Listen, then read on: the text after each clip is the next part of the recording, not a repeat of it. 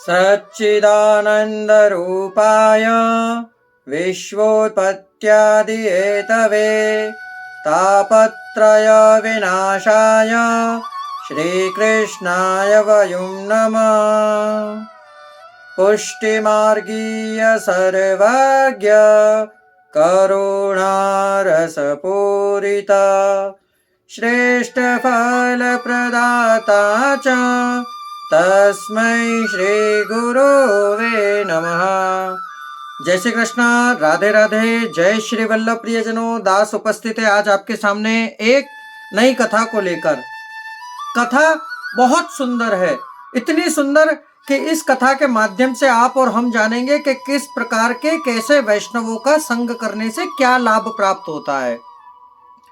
यदि हम अलग मार्ग पर भटक भी जाते हैं तो एक द्वादशीय वैष्णव हमें किस प्रकार कुमार्ग से सतमार्ग पर ले आता है। तो चलिए प्रारंभ करते हैं आज के दो वैरागियों की कथा।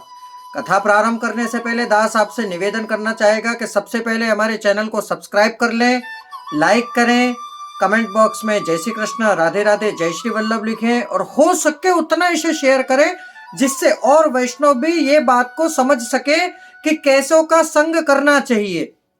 यदि आप दुसंगी का संग करोगे तो दुसंगी बनोगे और यदि आप सत्संगी का संग करोगे तो अवश्य ही सत्संगी बनोगे। तो चलिए शुरू करते हैं आज की कथा। आज की जो कथा है वह दो वैरागी के ऊपर है। उनमें से एक तादशीय है और एक साधारण है। ये दोनों ही श्री गोसाई जी के परम कृपा पात्र वैष्णव थे। पहले जानेंगे इनका भाव। जो दो बैरागी हैं उनमें से एक तादशी है और एक साधारण है और इन दोनों की कथा का भाव कहता है। ये द्वादशीय वैरागी सात्विक भक्त है। लीला में इनका नाम कुंजा देवी है और ये हरणी से प्रकटे हैं जिससे उन्हीं के भाव रूप है। कुंजा देवी की एक सहचरी है जिनका नाम गुंजा देवी है और ये उनके वर्ण गुंजा फल के जैसे लाल हैं। श्री चंद्रावली जी की आज्ञा के हिसाब से करते हैं। ये द्वादशीय गुजरात में एक गांव में एक ब्राह्मण के यहाँ जन्मे। बाल्यावस्था से ही ये साधु सन्यासियों के संग में रहते जिससे विरक्त वैरागी की तरह घूमा फिरा करते थे। इनके माता पिता को बहुत टोका इनके माता पिता ने इनको कि बेटा तू अभी से इस प्रकार रह रहा है तो आगे जाने के बाद तेरा विवाह किस प्रकार होगा और जाति वाले सब लोग क्या कहेंगे। इसलिए तू अच्छा पहन, अच्छा ओढ़ और सब अच्छे अच्छे आदमियों के साथ उठा बैठा कर। तब लड़के ने कहा कि मैं तो पूर्व जन्म से ही वैरागी हूं और मुझे कोई प्रीति ना भी करे तो मुझे कोई हानि नहीं, ना कोई ग्लानि है। क्यों कि मैं शादी तो करने वाला ही नहीं हूं। ऐसे ही आप मेरे में स्नेह रखें और निश्चय रखें, मेरा वचन सत्य है। फिर इसके माता पिता ने इससे कुछ नहीं कही, ना इसे समझाने की चेष्टा की।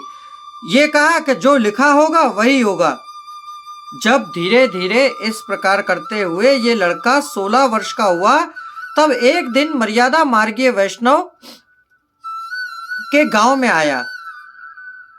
ये लड़के के पास जाकर उसने तीर्थ यात्रा करनी है ऐसे कहा। तब इस लड़के ने कहा कि कृपया कर मुझे भी आप अपने साथ ले जाइए। तब उस वैष्णव ने कहा कि मैं तीर्थ यात्रा करने निकला हूं, 4 धाम की यात्रा करूंगा, तुमको चलना हो तो चलो। और ये खूब राजी हुआ। फिर ये उस वैष्णव के साथ घर से निकला माता पिता को बिना बताए। दूसरे दिन माँ बाप इसे खूब ढूंढने लगे, खूब ढूंढा, फिर नहीं मिला।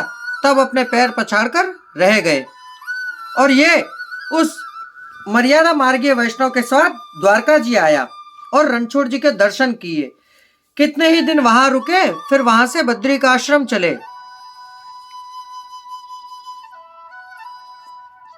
फिर मथुरा आया दोनों ने यमुना जी में स्नान किया। मथुरा जी की शोभा देखकर ये लड़का आश्चर्य पामा, इसको आश्चर्य हुआ। इसने विचारा कि कितने दिन मथुरा जी में रहना है मुझे, फिर गोकुल वृंदावन बद्रिकाश्रम जाऊंगा।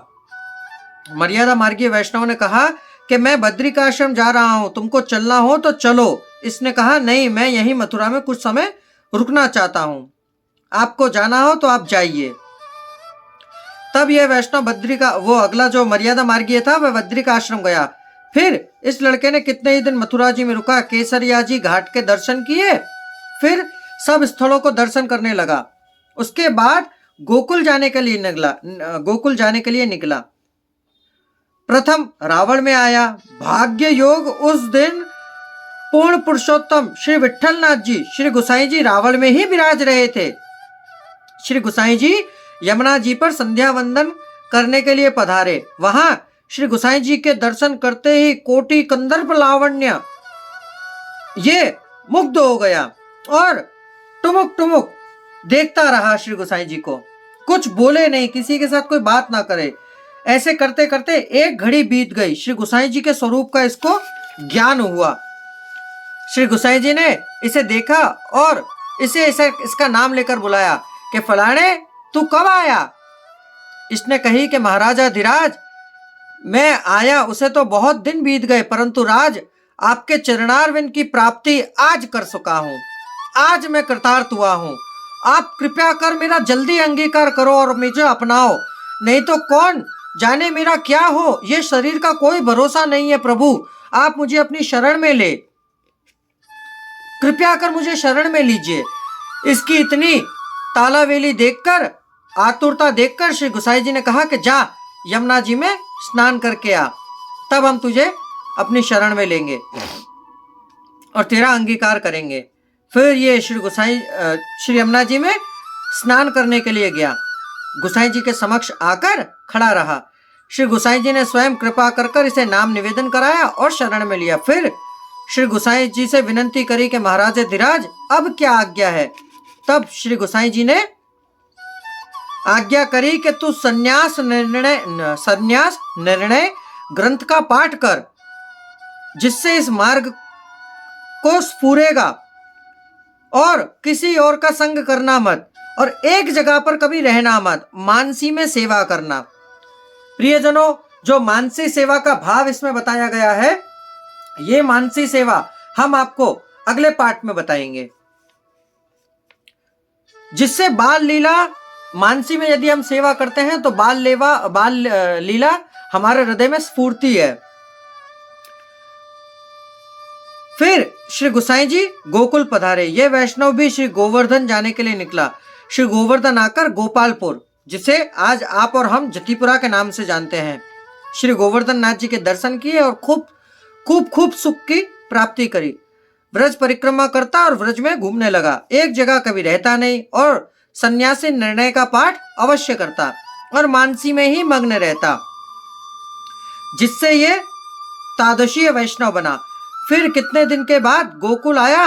तब जो दूसरा वैरागी था वह श्री गुसाई जी का, ये जो गुसाई जी का सेवक था, ये साधारण वैष्णव के पास गया और सत्संग की तालावेली खूब करता, जिससे द्वादशी वैरागी के पास आकर विनती करी कि कृपा कर मुझे अपनी सेवा में रखो, तो मैं आपकी सेवा चाकरी करूंगा और आपके जैसों का संग भी मुझे मिलेगा, जिससे मैं भी द्वादशी हो जाऊंगा। परंतु इसे याद था कि श्री गुसाई जी की आज्ञा है कि किसी का संग करना मत, जिससे मैं तुम्हें अपने साथ नहीं रख सकता हूं। तब जो अन्य मार्गी मर्यादा मार्गीय वैष्णव था, श्री राधे, वह श्री गुसाई जी के पास विनती करने के लिए गया कि प्रभु आपने उन्हें आज्ञा करी है, इससे वो मुझे अपने साथ नहीं रख रहे हैं, कृपया कर आप पुनः ये आज्ञा करिए कि वह मुझे अपने साथ रखें। तब गुसाई जी ने उन्हें आज्ञा करी कि इन्हें अपने साथ रखो। तब ये उनके साथ रहने लगे। साधारण वैरागी था, वह श्री गुसाई जी से आज्ञा मांगकर द्वादशी के साथ रहने लगा। फिर दोनों साथ घूमा करते। ऐसे करते करते एक दिन दोनों द्वारका जी जा रहे थे। तब भगवत इच्छा से एक जगह रसोई कर ठाकुर जी को भोग धरा, फिर महाप्रसाद लिया। तादशी ने अगले वैष्णव को कहा कि तुम निकलो, मैं आ पहुंचूंगा। इतने में वे आगे निकला। 2 रास्ते आए, वहां से एक मार्ग एक अलग जगह जा रहा था और दूसरा मार्ग अपना जहां ये दोनों जा रहे थे द्वारका जी वहां की तरफ जा रहा था। द्वादशी था वह दूसरे गांव में जाकर सो गया और जो दूसरा वैष्णव था वह एक गांव में जाकर बैठा। पहले तो द्वादशी वैष्णव का वियोग विरह ताप बहुत हुआ।